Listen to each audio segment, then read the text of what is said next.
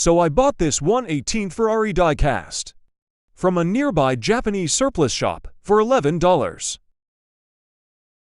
An authentic scale diecast of Michael Schumacher collection, made by Paul's Model Art. Its box is in very bad condition.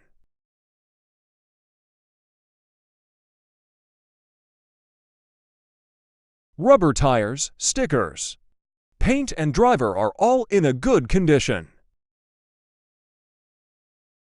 Movable front wheels and steering wheel. The only problem is, it has a missing rear wheel. Do you know where can I buy its missing wheel?